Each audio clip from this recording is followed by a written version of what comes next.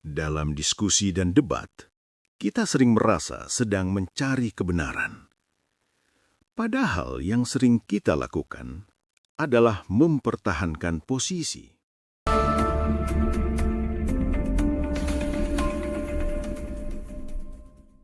Seratus kesalahan logika dalam kehidupan sehari-hari. Episode kedua. Kesalahan dalam diskusi dan debat.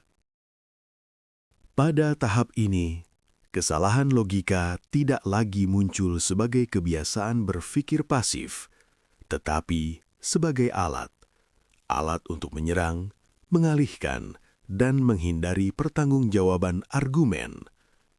Dalam episode ini, kita akan membahas 5 kesalahan logika yang paling sering digunakan saat diskusi mulai tidak nyaman. Pertama, straw man. Straw man adalah memutar posisi lawan menjadi versi yang lebih lemah, lalu menyerang versi palsu itu. Alih-alih menanggapi argumen sebenarnya, yang diserang adalah karikatur argumen. Contoh yang sering terjadi. Seseorang mengkritik kebijakan dan berkata bahwa kebijakan itu perlu dievaluasi. Lalu jawabannya berubah menjadi, "Jadi kamu ingin negara ini kacau tanpa aturan?" Padahal kritiknya bukan menolak aturan, melainkan meminta perbaikan. Strawman bekerja dengan mengganti posisi lawan dengan versi ekstrim yang lebih mudah diserang. Akibatnya, diskusi tampak berjalan, padahal yang dipatahkan bukan klaim asli. Strawman membuat kita merasa menang tanpa pernah benar-benar berhadapan dengan substansi. Kedua, red herring. Red herring adalah mengalihkan perhatian dari isu utama ke isu sampingan yang tidak relevan. Ketika argumen mulai mengarah ke titik lemah, topik baru dimunculkan, emosi baru dipancing, dan fokus pun bergeser. Contohnya begini, seseorang mempertanyakan transparansi suatu keputusan.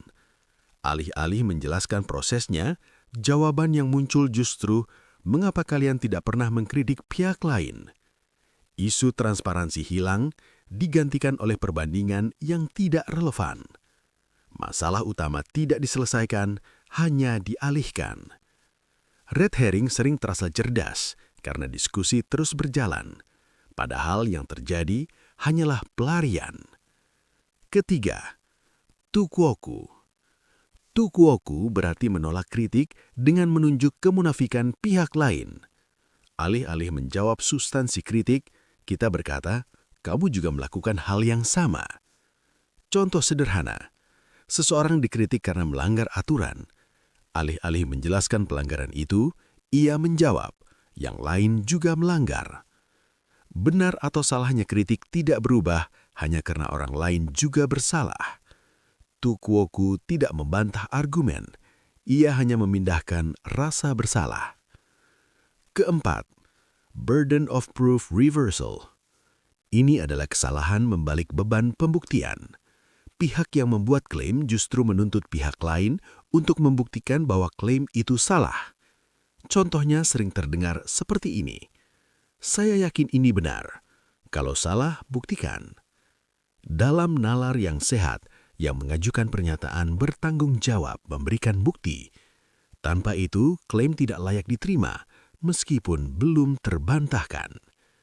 Kesalahan ini membuat argumen lemah tampak aman karena berlindung di balik keraguan orang lain. Kelima, moving the goalposts. Moving the goalpost adalah mengubah standar pembuktian setelah standar sebelumnya terpenuhi. Misalnya begini, seseorang diminta memberikan bukti.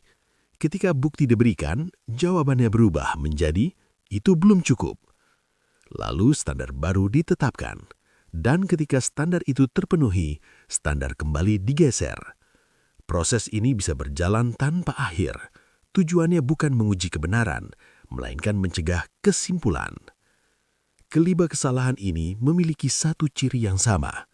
Mereka muncul saat posisi kita terancam, saat ego mulai terlibat, dan kebenaran menjadi resiko. Dalam kondisi itu, Kesalahan logika bekerja sebagai mekanisme pertahanan. Diskusi pun berubah menjadi pertarungan, bukan pencarian bersama. Kesalahan-kesalahan ini mudah kita kenali dari orang lain, namun jauh lebih sulit mengenalinya saat kita sendiri yang berbicara. Di episode berikutnya, kita akan membahas kesalahan dalam diskusi yang lebih tersembunyi, kesalahan yang terdengar rapi, teknis, dan sering lolos tanpa disadari. Karena dalam debat, yang paling berbahaya bukan argumen yang salah, tetapi argumen yang tampak sah padahal kosong.